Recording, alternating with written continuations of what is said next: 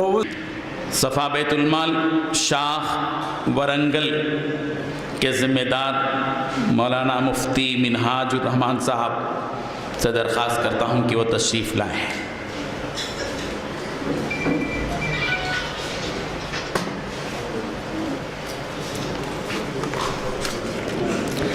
بسم اللہ الرحمن الرحیم نحمدہ ونصلی علی رسولہ الکریم اما بعد۔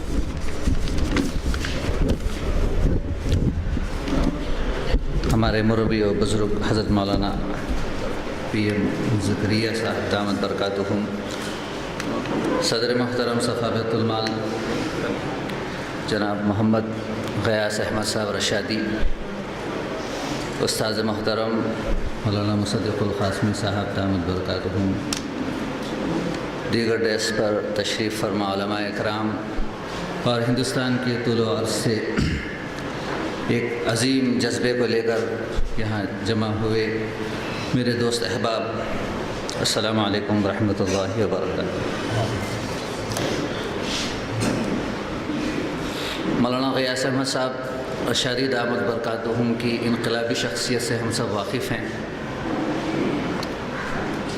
عرصے سے حضرت سے تعارف ہے، جب سے ہم طالب علم تھے۔ دیگر اس قسم کے پروگرام جب ہوئے تو اس میں شرکت بھی ہوئی، اور فطری طور پر ایک مومن کے اندر، ہر مومن کے اندر یہ جذبہ ہوتا ہے اور ہونا بھی چاہیے کہ وہ اپنے ساتھ ساتھ اپنوں کا بھی خیال رکھے، سوچے۔ ہم احباب کا ایک عرصے سے جذبہ اور ارادہ تھا کہ اس قسم کا کوئی کام شروع کیا جائے۔ پھر مولانا کی طرف سے حوصلہ افزائی ہوئی، ترغیب دی گئی کہ آپ کیوں نہ صفا بیت المال سے وابستہ ہو کر یہ کام شروع کر دیتے۔ تو ہم گزشتہ سال صفا بیت المال سے وابستہ ہوئے، اور الحمدللہ سال بھر کی ہماری کارگزاری اس وقت آپ حضرات کے سامنے پیش کرنے کا شرف بھی حاصل ہو رہا ہے۔ پر ظاہر بات ہے، ایک کام مستقل ایک ٹیم ورک ہے، سب احباب مل کر کرتے ہیں، تو اس میں میرے جتنے بھی رفقا ہیں، میں چاہ بھی رہا تھا کہ سب کا تعارف بھی یہاں کراؤں۔ کارگزاری کے بعد وقت میں گنجائش ہو تو فرداً انشاءاللہ ان کا نام بھی آپ حضرات کے سامنے رکھوں گا۔ اصل چیز اس کام کے اندر چونکہ اعتماد ہوتی ہے، لوگوں کا اعتماد صحیح طور پر حاصل ہو، اور صفا بیت المال کا یہ امتیاز ہے الحمدللہ کہ لوگوں کو صفا بیت المال پر اعتماد ہے، اور اس کو ایسے ہی احباب مہیا بھی ہوئے ہیں۔ ہم جب اس قسم کے کام شروع کیے، اور ظاہر بات ہے یہ کام ایک فلاحی، رفاہی، سماجی کام ہے، اس کے اندر فوٹوگرافی وغیرہ اس میں بحث نہیں کی جا سکتی ہے۔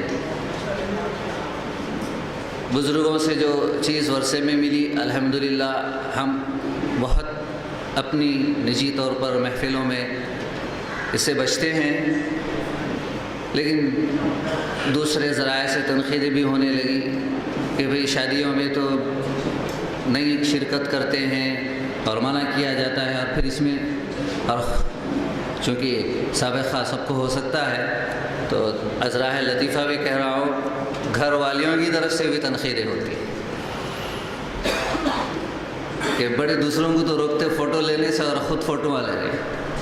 اب بہرحال ایک سماجی کام ہے، ایک مجبوری ہے، حکومت کے سامنے بھی کارگزاری پیش کرنی پڑتی ہے، مختلف طریقوں سے ان کو خاموش بٹھایا جاتا ہے۔ بہرحال الحمدللہ سال بھر میں ہم نے کچھ کام کیے حضرت مولانا کی سرپرستی میں۔ شادیوں میں جزوی امداد کی جو شکل تھی، اللہ کے فضل و کرم سے سال بھر میں 33 شادیوں میں ہم نے جزوی امداد کی، جس کے اندر تقریباً 60,000 کا خرچہ آیا، اور پھر تعلیمی امداد بھی ہوئی۔ ایک واقعی مستحق طالبہ جو میڈیسن پرسیو کر رہی تھی، اس کے لیے ایڈمیشن کے لیے بہت سے مشکلات کا سامنا اسے کرنا پڑ رہا تھا۔ اس کے والدین رجوع ہوئے تو برموقع 10,000 کی امداد تعلیمی انہیں دی گئی۔ اسی طریقے سے رمضان راشن ہے، اور بقرعید کے موقع پر گوشت وغیرہ کی تقسیم ہے۔ اس سال الحمدللہ ہم نے محنت کی، فکر و کوشش کی، تو 550 رمضان راشن پیکج تقسیم کیے گئے، اور پھر بقرعید کے موقع پر مرکز کی امداد کے ساتھ 19 گائے ہم نے ذبح کی، اور مختلف گاؤں دیہاتوں میں اور شہر کے سلم بستیوں میں بھی ہم نے اس کا گوشت تقسیم کیا۔ اسی طریقے سے طبی امداد، ہاسپٹلز کے دورے، مریضوں کی عیادت، الحمدللہ اس میں بھی ہم نے فکر کی، کوشش کی، اور دواخانوں کا دورہ کیا، وہاں پر حالات کا جائزہ لیا، مختلف مریضوں میں امداد بھی ہوئی۔ خصوصیت کے ساتھ چونکہ یہ بھی مینشن کیا گیا کارگزاری کی رپورٹ کے اندر کہ کوئی ایسا واقعہ جو انوکھا ہو اسے بھی پیش کیا جائے۔ میری نظر میں تو چونکہ حالات کا جائزہ لینے کے بعد ہر واقعہ انوکھا ہی ہے۔ برین ٹیومر میں ایک شخص بہت شدت کے ساتھ عجیب و غریب کشمکش میں تھا، یہاں تک کہ علاج کے لیے حیدرآباد، ورنگل سے حیدرآباد جانے کے لیے ان کے پاس پیسے نہیں تھے۔ ہم وہاں گئے، ہمارے اراکین گئے، اور اس وقت 5000 کی امداد کیے۔ پھر وہ لوگ اس پیسوں کے ذریعے سے حیدرآباد کا سفر کرنے کے قابل بنے۔ بعد میں انہوں نے یہ اطلاع دی کہ اگر وہ پیسے نہ ملتے تو شاید ہم اس قابل نہ ہوتے کہ حیدرآباد جائے۔ الحمدللہ وہ اس وقت پیشے سے ٹیلر ہے، اس وقت کام بھی کر رہا ہے وہ نوجوان۔ اسی طریقے سے دوسرے بہت سی امدادیں الحمدللہ کی گئی، میڈیکل کیمپس منعقد کیے گئے، مرکز کی طرف سے بھی تعاون ہوا، ڈاکٹرز آئے اور ہم نے وہاں مقامی طور پر بھی ڈاکٹرز کو فراہم کیا۔ بعض ایسے بھی مریض آئے جو ایک عرصے سے بیمار تھے لیکن ڈاکٹرز سے رجوع نہیں ہوئے۔ ان سے جب ڈاکٹرز نے کہا کہ بھئی کیا بات ہے، تم اب تک علاج کیوں نہیں کرائے، تو وہ یہ کہہ رہے کہ بھئی ہمارے پاس پیسہ ہی نہیں ہے، ہم کہاں سے جا کے علاج کرائیں۔ مرض کو پال رہے ہیں، پیسہ نہیں ہونے کی وجہ سے وہ اس قابل نہیں کہ جا کر علاج کرا سکے۔ تو ایسے بہت سے واقعات، حالات ہمارے سامنے آ رہے ہیں، اور عجیب و غریب دل کی کیفیت بھی ہو رہی ہے۔ اسباب کی کمی کی وجہ سے جتنی بھی ہم سے کوشش ہو سکتی ہے ہم کر رہے ہیں، اور بہت سے کام ہیں۔ ظاہر بات ہے ایک پیڑ ہے مضبوط اور اس کی کئی شاخیں ہیں، ہم اس میں بھی دیکھتے ہیں اس کی صفا بیت المال کی ڈیری پر مستقل کیسے کس قسم کے کام مختلف انجام دیے جا رہے ہیں۔ وظائف کا بھی ہم نے نظم شروع کیا۔ فی الوقت ہم 8 غریب بیواؤں میں وظائف بھی تقسیم کر رہے ہیں، اور MGM ہاسپٹل ہے، وہاں پر ایک سرکاری ہاسپٹل بہت بڑا، اس کا دورہ ہوتا رہتا ہے وقتاً فوقتاً۔ گزشتہ 2 مہینے قبل ہم نے تقریباً 560 مریضوں میں پھل بھی تقسیم کیے، اور موسم سرما میں بلینکٹس کی تقسیم۔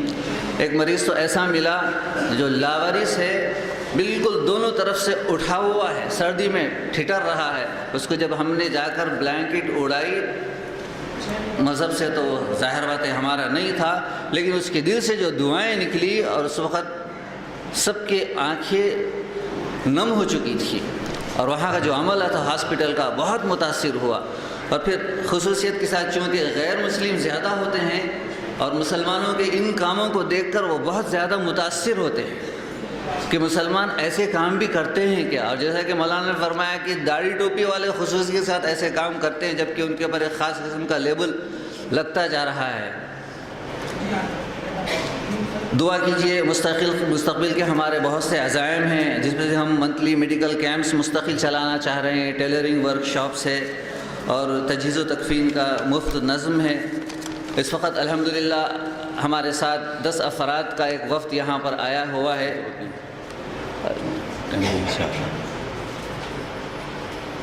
وہ ایک چھوٹی سی ہمارے ساتھ جو ہمارے سیکریٹری ہیں حافظ شاہر صاحب، وہ ہمارے ساتھ حیدرآباد تک تشریف لا چکے تھے سفر کے لیے۔ اچانک ان کی پھوپھی کا انتقال ہوا، اطلاع ملی تو حیدرآباد سے واپس ہو گئے۔ آپ حضرات سے گزارش ہے کہ ان کی مغفرت کے لیے، مرحومہ کی مغفرت کے لیے دعا فرمائیں۔ آمین وآخر دعوانا الحمدللہ۔ اللہ تبارک و تعالیٰ ان کی مغفرت فرمائے، ان کے درجات کو بلند فرمائے۔ صفا بیت المال شاخ ورنگل کی رپورٹ آپ کے سامنے تھی، اور انشاءاللہ مزید ہم آگے بڑھ رہے ہیں۔